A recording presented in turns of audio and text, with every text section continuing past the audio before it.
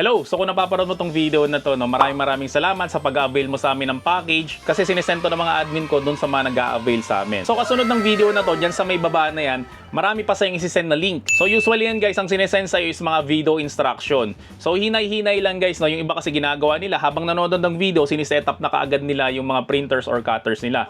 Wag na wag mong gagawin yon. Panoorin mo muna ng buo yung video na sinend sa'yo bago mo gawin yung mga instruction na nasa video na yon. Kasi nga guys, kapag ka nagtatanong ka sa amin, ang gagawin mo dapat is magsisend ka ng picture o ng video para mas madali naming maintindihan yung tanong mo. Eh yung iba guys na nagtatanong sa amin, sinasabi raw nila na sinunod naman raw nila instruction.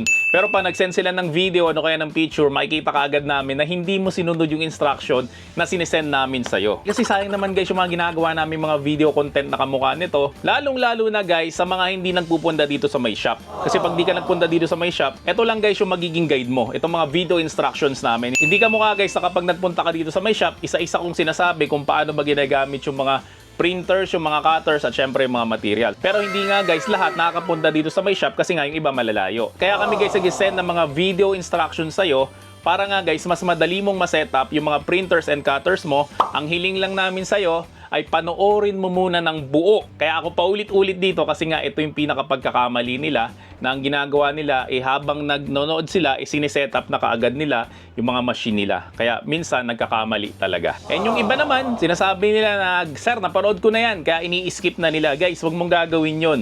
Okay, mahirap kasi guys talaga magmarunong. So kung willing ka guys matuto talaga sa printing business, wag ka mag-i-skip ng mga video na sinisend namin sa'yo. So again, maraming salamat ulit sa suporta mo sa The Printing Shop. And syempre, makakaasa ka na lahat ng mga questions mo, i-PM mo lang dito sa may page, sigurado may sasagot sa'yo. Ayos!